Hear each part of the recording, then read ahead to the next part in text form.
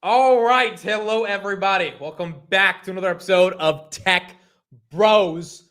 We are live back from Vegas from the second annual Hood Summit, and we have a lot to talk about. Tanner, Roy, how you doing? Good. It's good to be back. Fun event, but there's no place like home. And man, exciting time at the summit. There's been just so much Robinhood stuff. Probably that's going to be the focus today. But boy, what a time to be alive! Probably going to Tanner, be the how are you? focus, eh? Probably. There we go. Yeah. I'm wearing my repping my BMNR merch. That's right. ETH. Is that actually BM and Armor? No, that's not. No, not BMNR, but it's Ethereum. Oh, gotcha. All right, so we got a lot to talk about. We came back from Vegas a couple of days ago, and I think there's a lot to break down in terms of this Hood Summit. I know we've each kind of given our own thoughts about it, but it'll be good to do it together on this podcast. And we saw a lot of you guys there. So if you were there, you can say hello in the chat. Got to meet a bunch of guys, take a bunch of pictures, which was super awesome. And again, it's just been an incredible community that's formed over the past couple of years, led by the execution of Robinhood and that company doing so well. And so it was great to see everyone in person and have some fun. So before we get into all the nitty gritty stuff, in general, Roy, how's your experience like in Vegas itself? Amazing. Just, if you get invited, and they do invite just regular retail folks that, use your Robinhood from time to time. If you're able to in your schedule, you take them up on it. It's a fun time. Next year, Vlad talked about 2,000 instead of 1,000. Last year, for context, it was 500 in Miami. There's a ton of fun stuff to do, but I skipped out on most of that. I had no fun. I had a ton of fun, but most of it was just like shooting the breeze with these guys and some other guys as well, meeting a bunch of you guys, listening to a couple of of course, the keynote and a number of the other speeches as well. The first night right after, there was, and I know a few people have written up on this and stuff, but it was in the F1 racing center. There's all sorts of memorabilia and history and lots of stuff to eat and drink, and a lot of games too. Like they had go-karts, which I didn't even do. They gave away, which this is fake. CME gave away 3 10-ounce bars of actual gold, and I know somebody. We all met him beforehand. Shout out to you, Nate. But he was one of the winners of the 10-ounce gold bar. So yeah, it just all that saying, it's an amazing experience. It's really fun. But the best part is that you get to really, if you're an investor, get that firsthand feel of their culture, their vibe.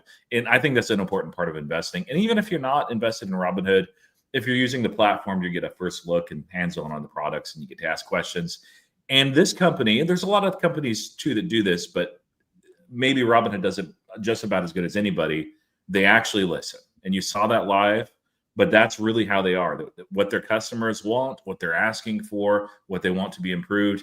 You don't have to be in a MIT to ask and get an answer, but it does help. There may or may not be an emit mode coming.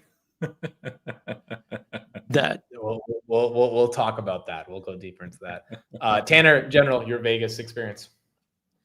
Yeah, I mean, super great. It's not like Roy said, 95% of the people there were just Robinhood users. Not even all of them were investors. It was just users of the product. And being around a group of like-minded folk that are like-minded in terms of investing, actually, the broad range of different styles of investing was actually quite interesting. So there were a ton of different people there. And because of the short selling aspect, there were some short selling experts that were up on stage to talk about this. So, we were able to talk to some people that play the markets very differently than we would. In fact, I got to listen to a few people say how, SoFi is one of the great shorts that they are going to play into the future after rate cuts and everything. So I got to listen to that jargon. But it was just great. You hear all different types of points of view. Not all of them do you agree with, but you respect the due diligence that goes into it. So that I found, the most exciting part. I didn't even get to speak with Vlad or see him really other than passing by in a hallway to shake his hand. That was it. But now Robinhood is, and this is what I love about Robinhood, very much the like Tesla point where it's not just Elon. It's the leaders of each department that make up that company, right? So it's the chief of options, the chief of staff, all these people that make up the different points of Robinhood, and they were really keen to share where they think the company is going. But Yeah. I don't know if you guys had a similar experience, but that I found really good to hear this time. Yeah, and we'll get into that as well. I mean, I think in general, they were very transparent. Like, just like anyone, whether it's a high-level executive or a product manager, they just wanted to talk to any user and wanted to hear very harsh criticism. So I was very excited to engage with all of them as well. This is you've been to other Robinhood events. This is your first summit. So what did you think? I thought it was great. I thought the energy was electric. I mean, it felt like a party, bro. Filled with new products and people. I mean, like, first of all, the amount of people I met that are full-time traders was crazy. Like, I was like, you do this full-time? Like, yeah, I quit my job 3 years ago. Like, that was incredible. Then met a ton of people that own Hood stock. And then met a ton of people that just love the product so much. And because they know the product's going to make their life better, they were so excited to see. It's kind of like Steve Jobs when he introduced the iPhone. Like, everyone was so excited because they're like, wow, this could change everything. Every time they have an event like this and they introduce some amazing products, like, people, at least in the investing world, like, this could change. Like Cortex, I think that could change everything for investors when it comes to financial research. So I just think there's a lot of hype and excitement backed by products from a company that's just not going to stop executing. And so, yeah, it was definitely very exciting. Tanner, go ahead. A lot of people made a lot of money on Hood, and a lot of them were shareholders. But if you could name one other stock that you would say a lot of people had to talk about and said that they were very interested in, what would you say?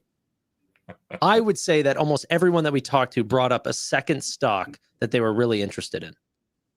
Yeah, it was PayPal. No, I'm just kidding. Do you remember, Amit? SoFi, bro. Of course. No. Come on. BMNR. The real answer. It's BMNR. Yeah. I thought that was so interesting. It was. Yeah. Yeah, and there was a number of people that were in our circle, but even outside of that too, that we were talking to, and they were picking brains and talking to other people as well, that walked away from that summit and said, you know what, I need to buy too. So it's a cult, which we're a part of.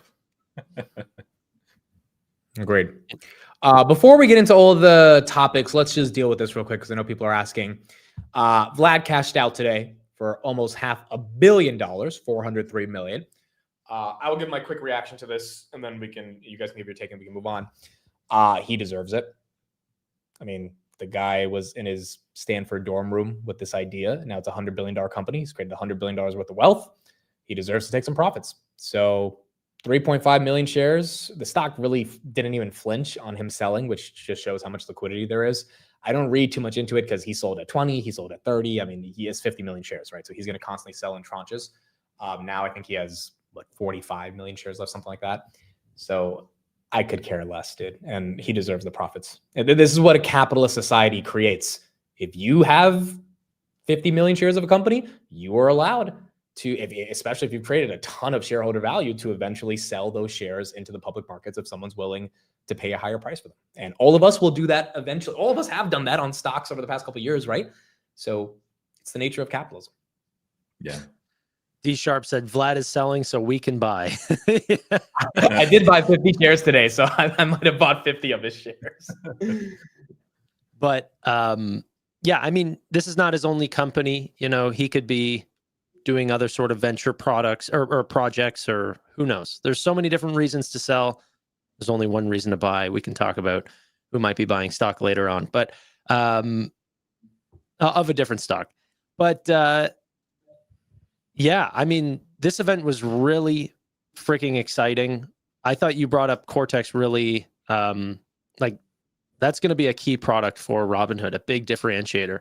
And they also announced a new event in December, I think, for Sarun to show off, I guess, even more products for gold members. Like, I don't know how that's going to work, but they're moving very quickly. Yeah. Like Roy, they any just showed quick off thoughts? another interesting product just today that wasn't even included in the Hood Summit. Like they just don't stop. Yeah, and we'll talk about that as well. Roy, any quick thoughts on the insider sale? Then we'll move on. Yeah, I mean, it's many reasons to sell, one reason to buy. Of course, he has another startup as well, Harmonic. So could need the funds for that or any number of things as well. Could be buying Canada at this point, honestly, whose market cap or GDP is actually under NVIDIA's market cap. So who knows? Okay, there you go. All right, so the actual products. There was a lot of stuff announced. I think we'll start off with the first tranche of announcements, which were a bunch of these basically like little sub features on Legend. And this is it right here. So you have multiple accounts, which is live already. Futures ladders working simultaneously on mobile and desktop. Shorting, that's a big one. Overnight index options, 24 hours. Options simulated returns on Legend. And then futures on Legend. Tanner, your reaction to these kind of 6 core products introduced on Legend?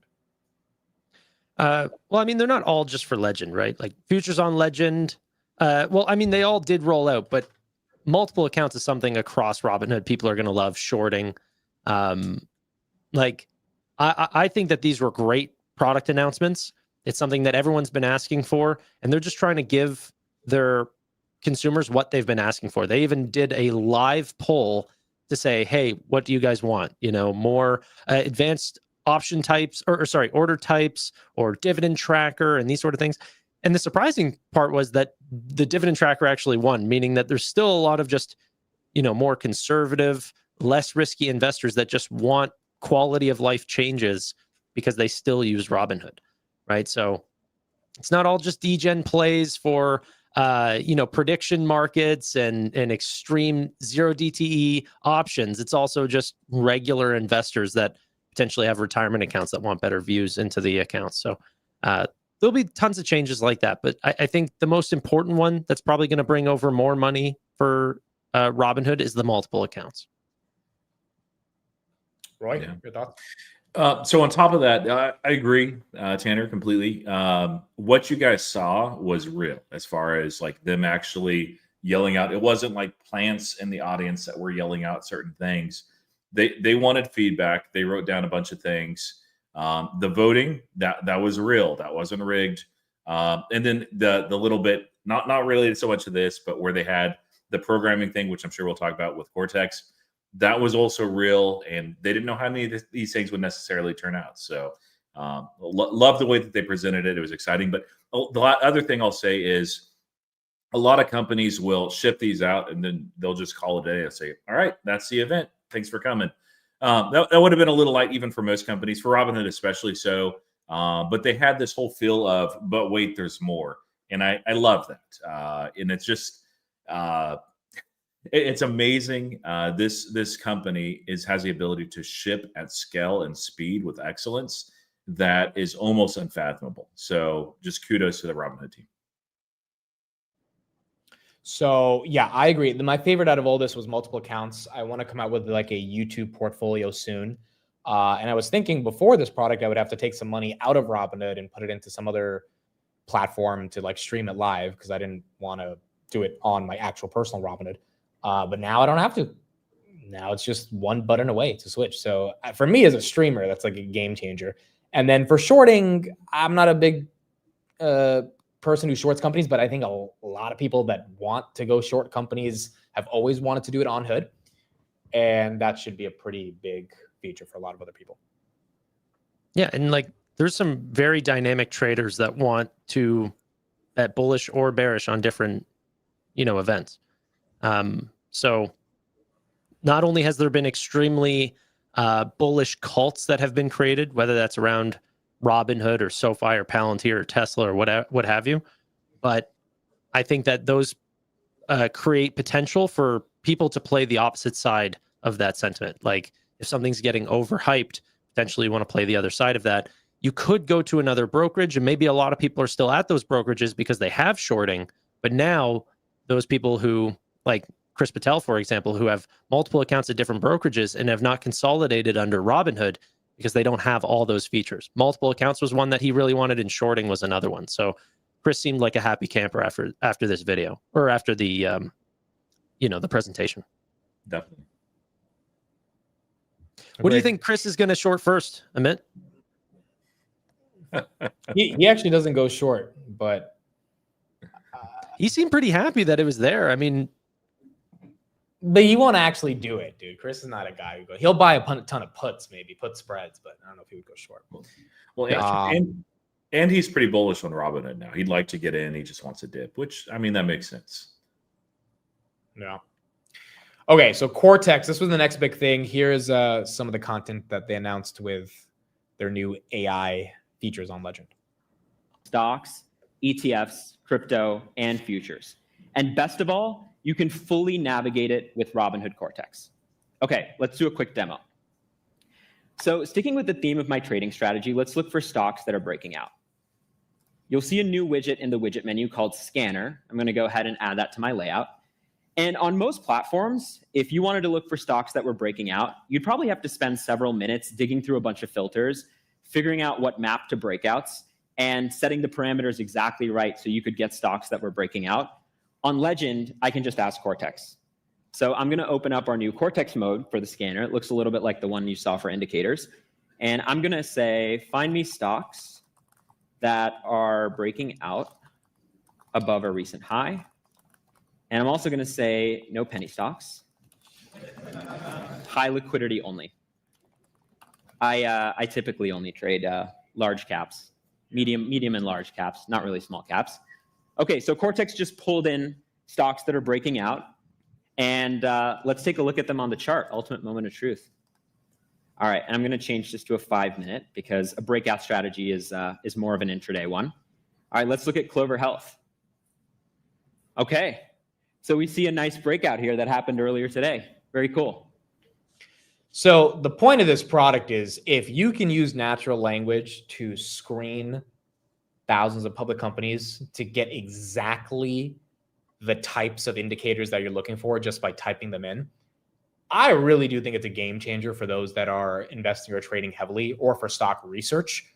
Because, and if they incorporate all the historical data of like the PEs and all that stuff, and then they can really make it even more robust, I think that's going to be, I think that was the most exciting product that they announced. So Tanner, your thoughts on Cortex?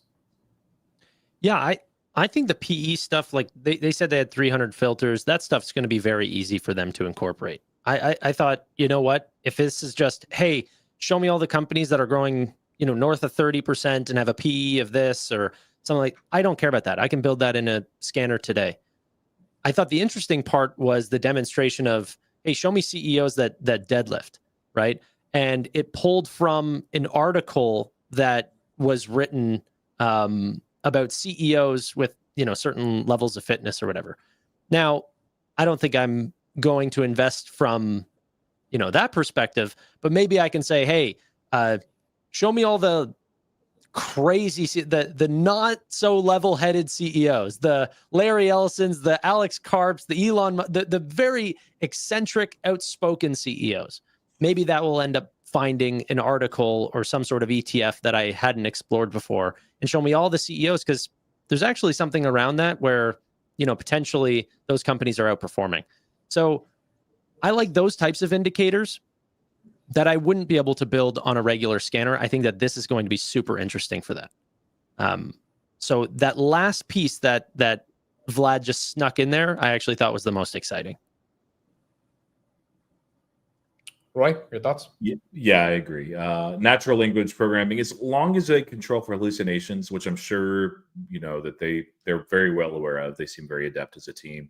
Then this is a great tool. And what's cool is, like, this is not the first that we saw at Cortex. If it was, I'd be like, wow, this is great.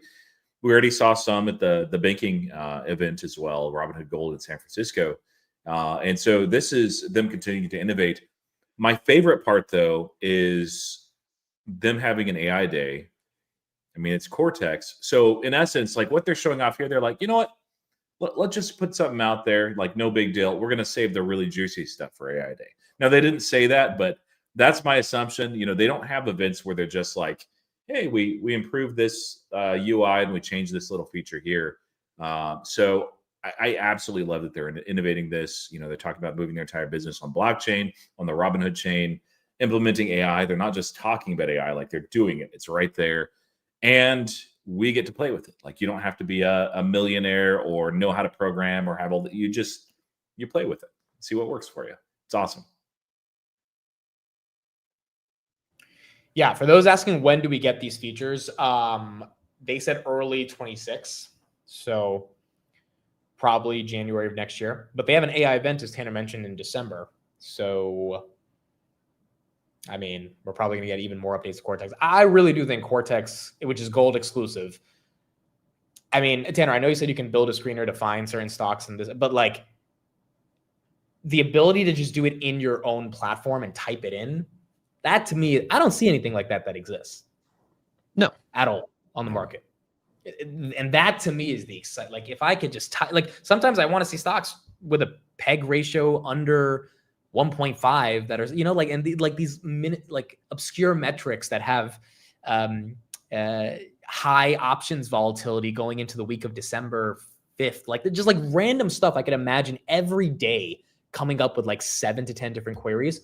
And I think that would genuinely help my research, and a lot of traders do their research. So I think it's a game changer.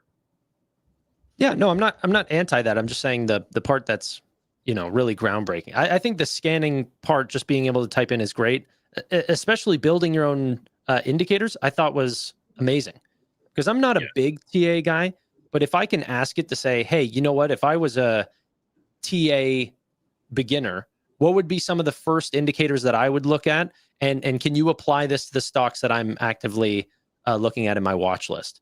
And then you tell me what you see. Is this good or bad? Explain this to me.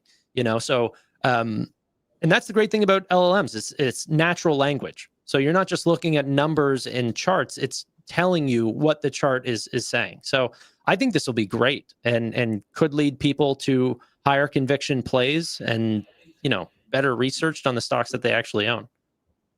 So yeah, I'm a big fan of Cortex. I think that this will be a very catchy product for gold subscribers or turning people to gold. Okay, so let's get into their last announcement, which was the most controversial one. Robinhood is introducing a social network, which will allow you to discuss and follow trades, verify customer trades, verify daily P&Ls, follow public trades of insiders, funds, and politicians. Essentially, a social market or a social feed intertwined with the stock market. Roy, what was your reaction to this?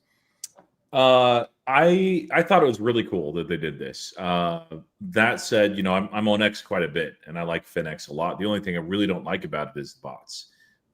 This does a couple of things that X doesn't do. One is verified accounts and actually verified trades only, which is really good. I also like that you can post it on here and also share it to other platforms as well, which I think is really good. And I think that's kind of actually the exciting opportunity. Now, there are others that have done something similar. Some even talked about it on X. Some SoFi people reminded me that SoFi has this, but it's a bit different in a number of aspects. And I think the user interface is better. Level of detail is actually better. But where I think that this actually has a significant opportunity, I'm not sure on the equity side, options and all that crypto, is a predictions market specifically. Predictions market is absolutely heating up. It's something that Robinhood has not advertised at all. And what this is, because you can do predictions market on it, and people love to brag and boast about what they did in the, you know, sports betting, especially. I think even more so, or maybe as much as with stocks. And so what I foresee happening is people are like, hey, there's not, from what I've seen, I'm not a gambler or anything, unless you can options, a great platform for both betting, making predictions, and then showing what you actually did, showing the trades, putting the reason there. And this, I think, might be that best in class. Now, one step further is because people can share right from here onto X or onto Instagram or onto whatever, so many people are not aware that this even exists as a product on Robinhood. So they will see these screenshots and they'll be like, dude, where did you get that from? Or where did you do that from? And they find out, okay, Robinhood shows lifetime scoring. You can predict and bet on a whole bunch of stuff. You can close out whenever you want. And it costs just you're not betting against a house. It just costs 2 cents each way, one for Robinhood, one for Kalshi. I think that this is going to be a driver of the predictions market, and I think that that's where I'm particularly excited. Yeah, I like the product. From some of the reports that I was reading, it was kind of set up to be the key announcement that they had. I don't like thinking of it that way. I think it's a great addition, but not something that I think will be ground changing or change the thesis. I like if it wasn't able to be, embedded on other platforms, I literally think it would be useless.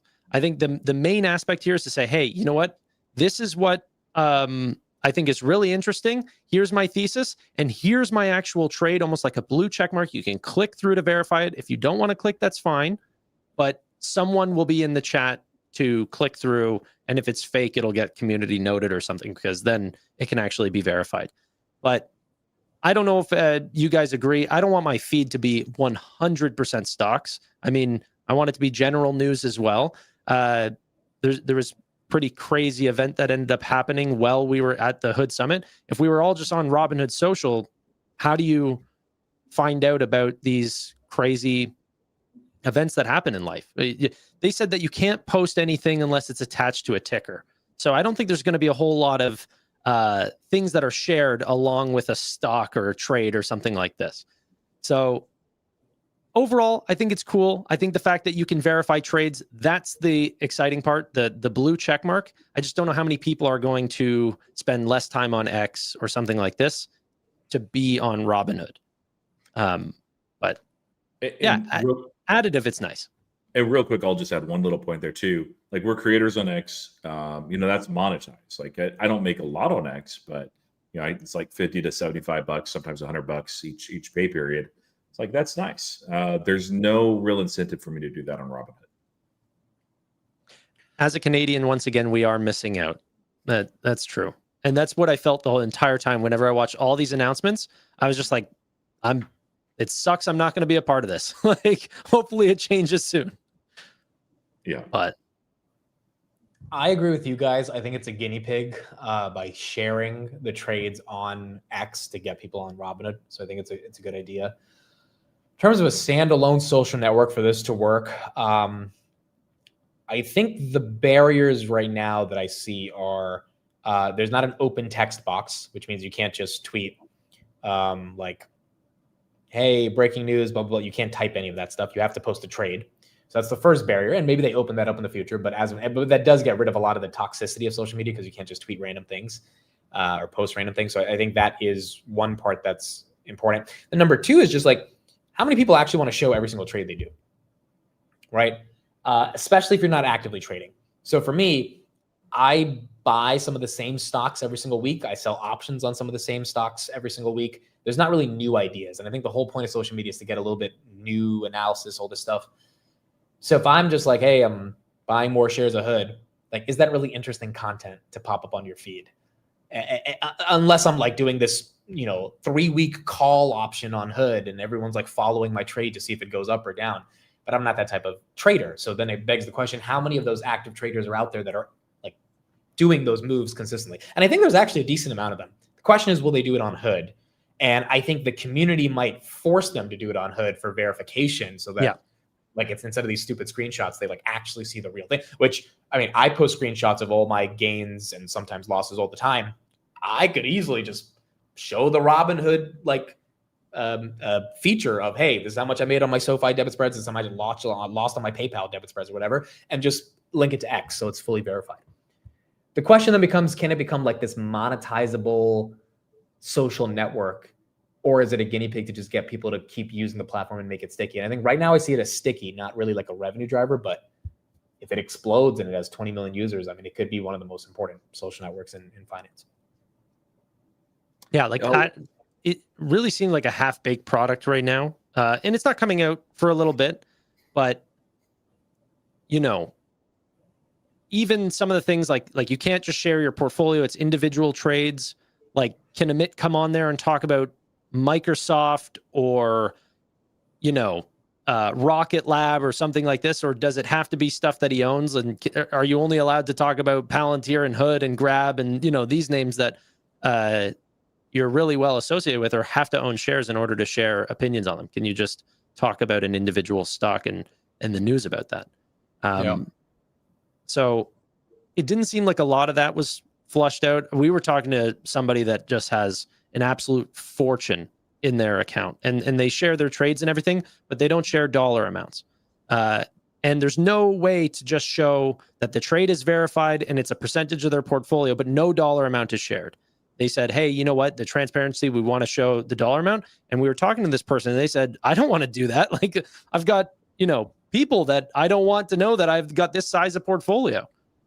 So well, that's the other thing. I think in the age of transparency, we also have to think about like safety. And you don't kind of want your net worth being known, especially if you have a very high net worth, because people are crazy. So the idea of posting these trades as transparently, I mean, now granted, you can make the argument people already do it on Reddit and X. So like what's stopping them from posting it on Robinhood, which is a good point. But there are definitely some people that just, they're legit. They're not scammers. They just don't want people to know exactly how much money they have. Well, yeah, as long as Robinhood says a percentage of their portfolio and guarantees that trade happened on the account, I would love that. Yeah. That's conviction enough for me. You put 100% of something in your portfolio. I don't care if you've got 10 grand or 10 million. Like, to you, that is your full portfolio. So one of those features that they had that I thought stacked well with this, and I Evan said in the comments, we don't know what their goals are. They'll continue building. There may be something that we don't see yet that's announced. It's like, oh, there's something else going on here. We'll see.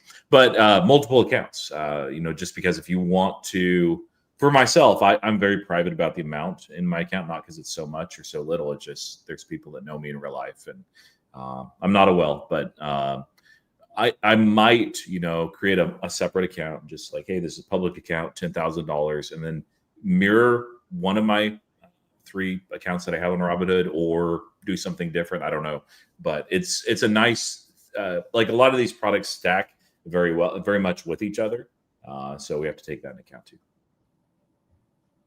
But yeah, if this was a keynote, like I thought for me, it was Cortex, honestly. So. Okay. So here's the question for the, this is the title that I put for the stream. Here's my question to you guys. By the way, Tanner and I did share a bathroom. I just want everyone to know. So we shared more than a bathroom. Comment I was reading, which was half the comments. It was either, "Hey man, thanks for putting me on SoFi, like the Robinhood DD," or "I also don't want people coming near my bathroom." And that was like 50% of people that I met. So great. Okay, after this event, yes or no? And I need your immediate reaction. And then if you want to change your answer, that's fine. But both of you at the same time. I'm going to do a question, 3, 2, 1. Okay. You guys in the chat too, type yes or no in the chat. All right. Here's the question, and 3, 2, 1, answer. After this event, do you believe that Robinhood can become a $1 trillion company? 3. Timeline. Yes. Why are you so complicated, Tanner, bro? Yes. God damn. Timeline. Yes. Timeline. What's the timeline? Like, goodness gracious, bro. You got a lot of nerve talking shit to me whenever you're behind this camera now. You were talking real nice to me in person. Goodness, bro. It's like 3, 2, 1. Just give an answer. Like, timeline. Yes. Whoa, is it timeline. E squared for 6? Like, so whenever. You said no. That's interesting. So what do you think, Amit? I said yes. I say hell. Okay, so we all 3 said yes. My bad. Yeah, like even without the timeline, he said yes. So yeah. Okay, so go ahead. You're first. Why yes, Tanner? Why do you think in some alternate timeline, Robinhood will be $1 trillion? Well, I mean, the easiest answer is inflation. Like a lot of companies will be $1 trillion companies in the future. The biggest company back in the year 2000 was not even $1 trillion. It was $500 billion. Even less than that, other than Cisco. So that's number one. Number two, they're taking market share. Most people are going online. Internet penetration and international expansion is happening. Options markets, crypto, all these things that Robinhood's doing very well is becoming very popular for retail. And I think that, gone are the days of mutual funds and stuff like this that people pay 3% rates for whenever they can go to Robinhood strategies and pay at most 0.25%. If you have even more, the rate goes down because the rest is free after, I don't know what the number is, 100,000, 500,000, I don't remember. But, that's the really interesting part. I just think that the new players will absolutely take market share. And, I think their average consumer assets under custody is like under 10,000 right now. The bigger players are 30x that. Can Robinhood 30x their average user earnings? Of course. Are they going to get into institutional trading? Of course. Like, the world's their oyster, and we're sitting behind a very young, very hungry entrepreneur. Right. So they updated this slide, and another one in the investor presentation from last year or late last year. This right here, proportion of individuals' assets invested in stocks, bonds, and funds. We're an aberration. We just are. And as you look at, if we say 10, 15 years, as far as the timeline, let's say 15 years, where else will they have expanded? What else will they have launched by that time? Like, this is not a company where it's like, let's freeze everything that we do, keep it all exactly the same, and then slowly march out to these other countries. No, they're launching things consistently that expand their TAM. They launch with excellence. They launch with speed. They launch with scale. Here's another one: share of U.S. households with stock holdings. We see what happened in the United States. This isn't all because of Robinhood, but Robinhood does have a share in this. And especially as they roll out more things that make it easy for newer investors to get started, like there's just a lot of upside. Now, the other factor too is they're not Visa. Like, Visa is a very different company in what they do, but I think they're going to be like Visa as far as significance in the world economy in maybe 10 or 15 years. I think that they, if they're not, they'll be among the largest brokerages at that point. But I think that most people at that point see Robinhood as more than just a brokerage. Visa's market cap, I believe, is around 700 million. It varies, day to day. With inflation, like, it's easy to see that at $1 trillion. In 10 or 15 years, we'll have 30, 40, maybe 50 companies in the world that are at that 1 trillion mark. So I don't think it's a crazy thing to say, in 10 or 15 years, may even be sooner than we expect. We're in a bull market. If that persists all the way to 2029, 2030, I mean, it could happen in 5 years. That'd be a little scary, probably undeserved, but I mean, that's my largest position, so I'm not going to be too sad. Someone called me Dr. Strange for calculating all the timelines. I got called. I'm not timeline Tanner. I'm not bathroom Can boy. we make timeline a thing, bro? Can we? Yeah, no, bro. I'm not timeline Tanner. I'm not bathroom boy. I'm not always late. I was on time to things. Bro, okay. Timeline is a thing now. No, you just. Next time you say something, everyone should ask him, well, what's the timeline, Tanner? Yeah. Timeline? I always give a timeline. What timeline is this? I think Robinhood's going to $1 trillion. This event simply showed me one thing. Vlad is ruthless. He is an animal. He is a monster. He will not quit until he wins. And winning to him means multiple new products inside of multiple new verticals every year. Like, they're going after everything. Like, Robinhood strategies, prediction markets. I mean, there's just banking's coming up. We're not even talking about banking because that was, that's like news from 4 months ago. Like, it's just over and over and over again. I think to get to $1 trillion, you have to have the speed and product velocity that a Meta, Google, and Amazon have. And you have to be a macro tailwind that has to benefit you. And I think Robinhood is 3. Crypto, tokenization, that gets them to, not literally gets them to $1 trillion, but I think that expands their TAM so dramatically that it can help them get there. AI, obviously, and we're seeing the beginnings of it with Cortex. And then 3 is the wealth transfer, which is trillions of dollars that is not going to all go to Robinhood, but who knows if they become the dominant platform, maybe a significant percentage of that does go. So you've got 3 macro tailwinds, and you've got a founder that is entering his prime.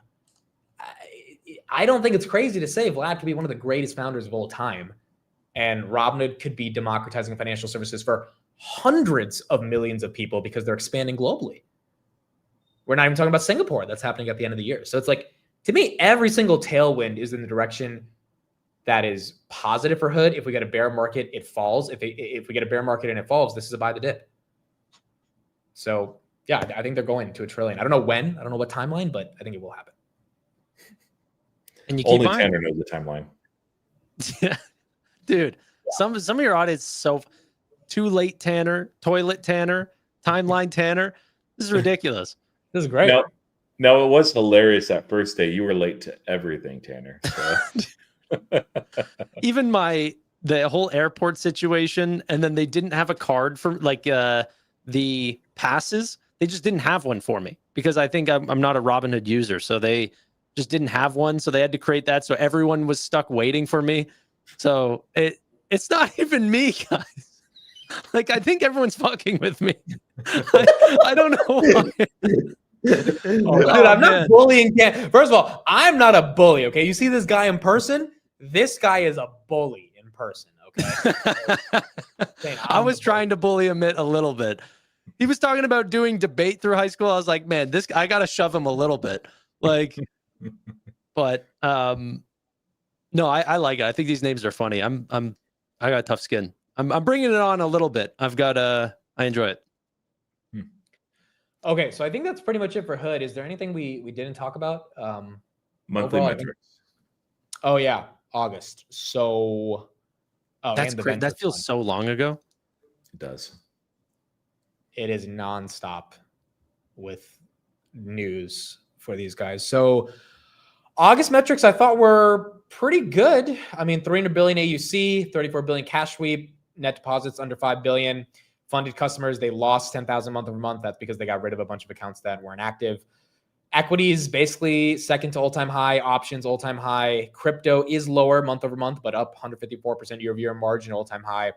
Anything that stood out to you, Roy, on these metrics?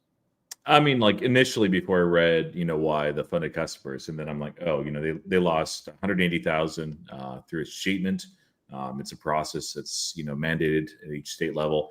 A lot at 3 years, a lot at 5 years. So it's like, yeah, I mean that'll happen. It's a shame. I wish we could resurrect those, and some of the products have, but yeah, no alarms. Really good, solid numbers. Keep it going. Yeah. The escheatment rule was an important piece that people need to understand there. We did not lose customers. In fact, if you actually see that we lost 10,000, but had to write off 180,000 extremely low balance customers that were not using the platform, we essentially gained 170,000 that month. Which right? is good. Because that's what made it only -10. So that's on pace for them. That's looking great. But yeah, I had no problems with these metrics. But the thing that I'm blown away by is like Q3 has got like 2 weeks left. Like, it's just insane. We're flying right now. Yeah, but agree. I thought the metrics were solid. There was no red flags here. And I mean, as long as September is halfway decent, like we're going to get over $1 billion again this quarter. And I think that's going to be very exciting. Ventures, yes. So new product announced this morning, Robinhood Ventures. It is a new subsidiary underneath Robinhood's overall markets business. And essentially, Robinhood will be IPOing a ticker called RVI, Robinhood Ventures Fund 1.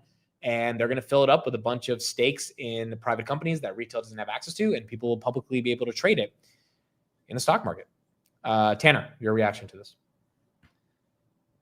I don't know if it's worth it for them to do this, or if it's better to do what SoFi did and let other companies manage it, and just simply, refer those customers out.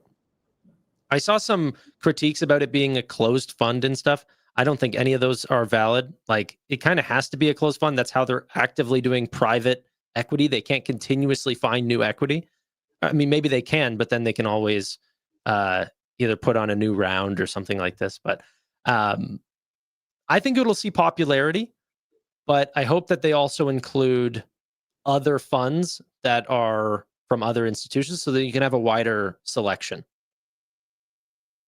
If that makes sense. If they want to manage it all, I mean, that's fine. But like, I don't know if I want to see them get into the ETF route. It's usually not that profitable for the amount of users that they have.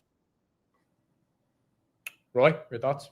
Yeah, there's a lot unknown. We don't know the fee structure. Looks like maybe quarterly cash outs, but some of the funds is like you can only cash out 5 of your position each quarter. So we'll have to see. But it's interesting. They're doing it themselves, it sounds like if I'm reading correctly, it's going to be pretty concentrated. So I'd heard 5. Maybe 5 different positions would be considered, which is a lot more concentrated than would be typical for this. Now, the other thing is they have Robinhood Ventures, I think 1, the Roman numeral 1, which indicates that obviously if this takes off, does well, has traction, there's room for 2, 3, 4, 5, so forth. So, but yeah, it's a good solid thing. Yeah. I like it better than what SoFi is doing, only because I think if Vlad has control over the startups in the fund, it won't be like a junk fund. So SoFi is like a platform that offers the third-party vendors. I kind of trust, hopefully, that Vlad or someone close to him is figuring out, hey, we don't need that company because it's way too overvalued in their Series F, and like let's just like go make those strategic decisions. Whereas Kathy, I don't really love her ARK fund. It's kind of, there's some junk in it. So I don't know. I hope it's like concentrated, best of best assets that retail can't get, but also strong enough for them to get tons of management fees, which is how they're going to monetize it if they get billions of dollars into the fund. Will Harmonic be one of those 5? I think probably eventually. Yeah. Yeah, I mean, they'll probably avoid that for now. Hopefully, yeah. That would not be. I don't think lawyers would be happy there. You know what? Like Vlad just being like, let's just put Harmonic in there. Let's tokenize it. Like, yeah. Maybe I'm selective, but I don't want a basket of private companies. I want to pick my names. Yeah. And so SoFi's done a couple rounds where they've picked these companies that just are doing essentially ETFs, but buying one company. So they've done that with SpaceX. They've done that with OpenAI. Like, I'd prefer much more to just buy those individual names than to go and buy a basket of private equity. And I think that over the next 24 to 36 months, you're going to see a lot of companies start to either tokenize, get part of these funds, go public or whatever. And they are, and I'm not saying Robinhood's going to do this. I'm not saying SoFi is going to do this, but they are going to need some exit liquidity for these AI names that are propped up on a lot of hype and a lot of funding, but yet are just cash burning, essentially research funds. They're not going to be doing a whole lot. We saw it in the .com bubble, and I'm telling you, well, this is just my own speculation.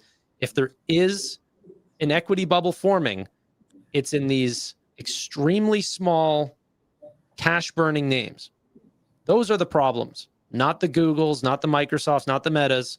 It's the tiny unicorn, private names that will want to find their way to public markets. I would hope they don't get included in these types of funds, at least by Robinhood. Yeah. Because if they do, then it's a shitty fund, right? So I would hope they include Stripe and Anduril, not some random hyped up AI name. Yeah. But it won't seem like it's the next hyped up. Well, it will be the next big thing. It's going to feel like the next big thing. It's not like they're going to be that obvious to be, some dumb startup. They're going to make you feel like this is the next big thing. Just, sifting through the OpenAIs and Anthropics and separating it from, well, I'm not going to name any names, but yeah. And my guess for those first 5 names are going to be names that the retail knows and recognizes, because they won't gain traction if they do, a bunch of things that retail has never heard of. So, Anthropic, OpenAI, SpaceX, Stripe, many others as well. Good candidates. We'll have to see. Guys, Schwab and Fidelity have their own versions of like the S&P 500, right? I would assume so. And SoFi does to an extent as well, right? Yeah, they do. I feel like this is the preview of Robinhood doing that, because they don't have their own like growth tech ETF or dividend ETF, and that's a massive business to take a small expense ratio, and they already have all the users that like trust Robinhood. I mean, maybe this is a preview of that. Quick, maybe, yeah. I mean, they're shout out kind of to- already doing that with strategies too. You know, with it's different, it's true. personalized, and maybe that's the route that they do go. You know, leveraged with Cortex if they can do a high degree of personalization, which would be really good. But yeah, this might be in the next step in that direction. You said SoFi has a fund. So this is SFY. It tries to copy the SPY, but they don't always tie in the same weighting. So they're more heavily weighted towards tech. And so SoFi's top 500 ETF is outperforming and has been outperforming the S&P 500. Mm-hmm. Not bad. Yeah. Not bad. Yeah, like by a wide shot too. Like we're talking about the same companies here, but it's a difference of 60% versus 70% or 76% in this timeline that I have. But you can zoom in like whatever. I'm not being selective. It stays above. Anyway, so hopefully right. Robinhood can do something similar. All right. So last topic for today. Hopefully we got through all of the Robinhood stuff that mattered. And I think all of us are aligned that this really is a company that's going to go to $1 trillion one day. Last topic is Elon Musk bought $1 billion of Tesla on September 12th. Tesla's up $100 billion in market cap today. Tanner, I've seen some of your tweets. What do you think's going on with Tesla right now? Well, I think in the most recent pump, it was literally Elon purchasing shares. So, and then the market reacting to those going public today. But the days before that, I ended up seeing those massive green candles is literally him just purchasing. Aside from that, I mean, there is some exciting plays for Tesla. I'm going to be like, Amit has a Tesla. Roy has 2 Teslas. My next car is going to be a Tesla. The person that we were with the entire weekend, we were getting driven around in a Tesla the whole time. I mean, Teslas are all around. But in my tweet, it just highlighted the fact that I think that there's obviously every stock that I'm purchasing, I'm excited about the future of. Okay. I'm not buying for today. I'm fully aware people are buying Tesla for tomorrow. However, that's priced into a stock that you're paying 30x for, 50x. Paying for 250x something, I want to see some real indication of future growth. And people are pointing to robotaxi, but I'm not seeing any real numbers on, okay, what percentage of the market? How many drives is this going to do? Is this a $100 billion market or is this a $900 billion market? And everyone goes, oh, but the pay package. That's it. I'm sorry, but that's just a pay package. That doesn't guarantee any level of execution. Fully aware that Elon is a superstar and will most likely do amazing. But I want to be able to find good entry on that. And I'm not going to sell NVIDIA to buy Tesla. I mean, you're selling a golden egg to buy a golden egg. Like I've got a winner. So what do I trim to buy Tesla at these levels? I can't find that right now. I do want entry. I do want Tesla.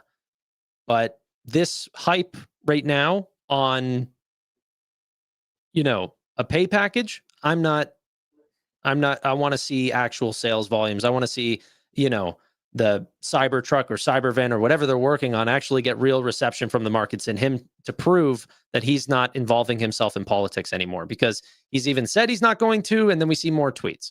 So I don't know.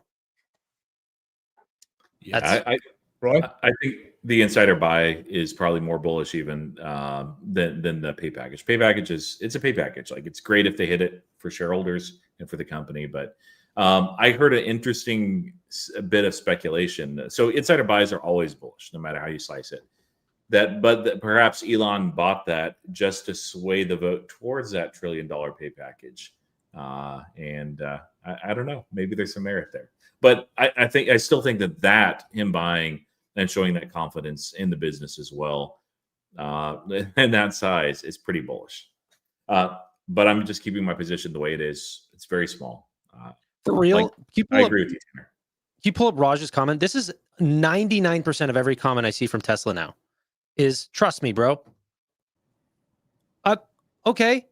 Like I'm seeing a decline in market share for EVs, which like That's one thing that no one's talking about is like everyone goes, oh, robotaxi, this is going to be huge. Tesla's going to own 100% market share. Optimus is going to be huge. It's going to own 100% market share. Tesla, even at their prime, never had 100% of the EV market. And yet people are not ascribing any level of competition at all.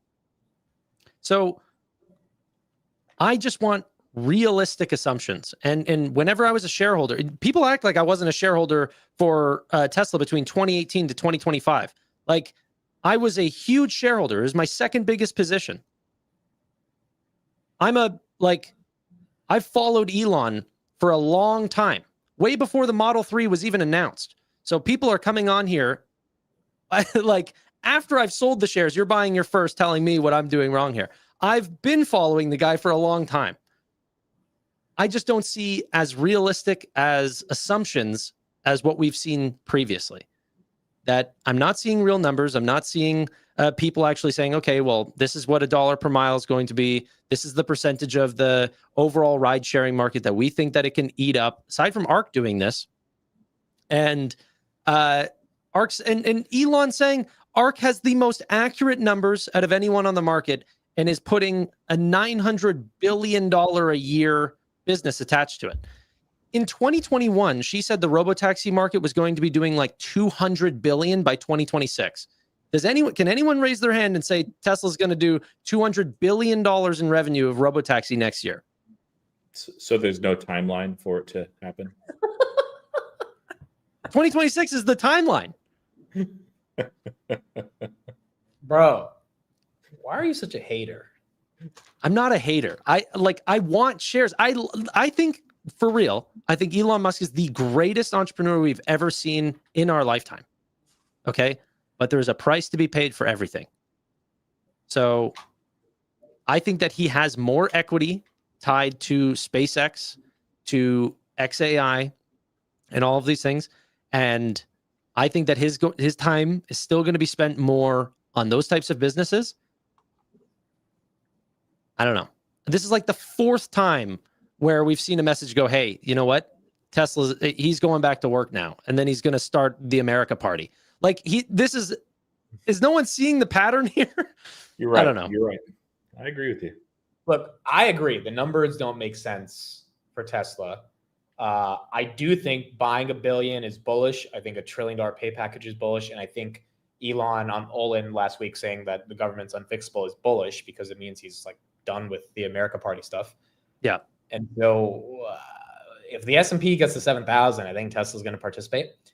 And maybe Elon is underplaying how quick he thinks the S-curve's going to ramp for Optimus and FSD. Now, he did say don't expect anything until basically Q4 26, but maybe it happens in Q3, and maybe that's pulled forward. And I mean, there's just a bunch of different tailwinds that make it hard to bet against Elon, but I can understand people picking NVIDIA over Tesla or Google. Yeah, and that's all. It's not even like if I could pick Tesla or cash, I would pick Tesla every time. Yeah. But there are great investments that are trading very cheaply, and I prefer to hold those companies because I know, or at least have higher conviction, that they're also going to work. And people are like, oh, you must have missed out. It's like, no, my trade's still working. I'm still in the green. Like me selling Tesla and buying NVIDIA has worked out. I'm always testy, but honestly, I love your audience so much. Like these guys are so fun. I'm talking about like why. Dude, it's your audience too. People are saying it's the same what? audience. It's the same audience. It's not just no, I mine. know, but they're all like, I think that they don't see that I see your chat. So they're like, oh, he voted for Trudeau and shit like that. Like, I'm just saying it's a high valuation and that's it. Great company, but I would buy it at like Why do you hate America? If it was trading at like 90 times, I'd be like, yeah, I mean, we're paying for growth. Like, yeah, you know, 250. Come on, dude. It's a $1 trillion business. These Tanner names, Trudeau Tanner. There you go. I mean, but Trudeau guy. It trained us this way. No, I didn't train you guys. You just ended up doing this stuff on me without me. What? Like finding a funny name. I guess I did train them technically. because I've done so many quirky things that they come up with a name for it. And now if a guest on the channel does a quirky, dude, when Devin Ryan came on the channel, they were calling him. I saw all the Tucker They Carlson were calling him stuff. Tucker Carlson the whole time. Yeah. I'm like trying to listen to this professional analyst, and all of me is like, why is Tucker Carlson in the bathroom? And I'm like, bro, what is going on, bro? Oh man. Bro, you got to record those. I mean, you go live and you're just going to be reading the chat the whole time. No, I did Like- record it, but yeah, I tried, but I have to read the chat, but it's like I can't react to the chat. Okay, for real, I keep seeing this.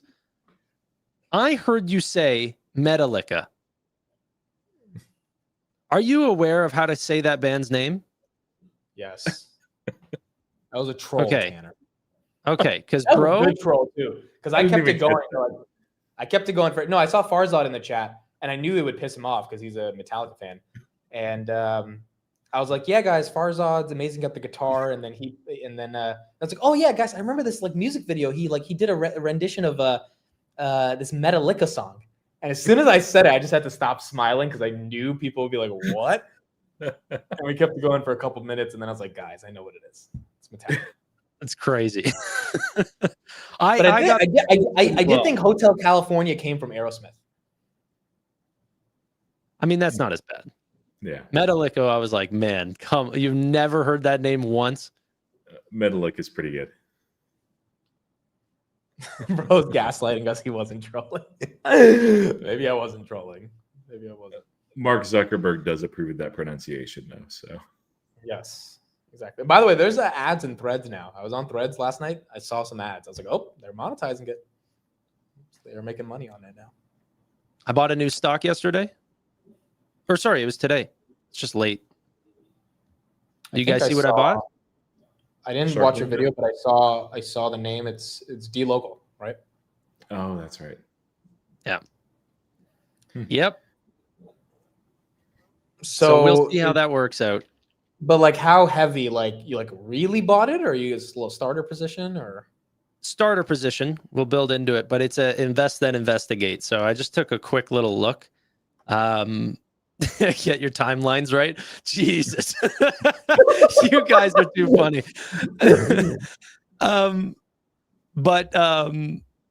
Yeah, they're growing really fast, and I think that they have a bright future. And yeah, we'll see. Right now it's a trade. I got a lot more DD to do. Okay, there you go. Thank you everybody for being here. We'll be back next Monday and we'll keep it going from there. But overall, it was a really successful event for Hood. I thought it was very fun. It's really great to see everybody. I am tired. Are you guys tired? Like all the Yes. traveling? Like I'm exhausted, bro. Genuinely. You guys went longer than I did. I feel restored now. Yeah. I'm good. Yeah. Oh. Go ahead. If you have a quick second, somebody asked about this, and I see two Robinhood logos behind you as well. They said you took Hood down from your Twitter portfolio description, and I was like, I've been with Amit this whole time. He's not less bullish on Robinhood. So No, Hood was never in there. okay, yeah, I was like, I don't think anything's changed from his perspective on Robinhood. So I think at the beginning of the episode, he said he bought more. Yeah. Yeah. I bought Vlad's shares that he dumped on me today. you're so bearish, you keep buying. So bears keep buying. All right, folks. Thank you all for being here. These nicknames are going to be great, dude. This is going to be this is going to be amazing. Whatever timeline you are watching us on, we deeply appreciate it. And we'll be back next week. Am I the one lagging? I see a ton of lag here. Yes, you're late. Yeah, you're Jeez. late as always. Sorry, Tanner. Okay. All right. Thank you, everybody. Appreciate it. We'll see you guys next Monday. I'll see you guys tomorrow in the market open. Bye, everybody.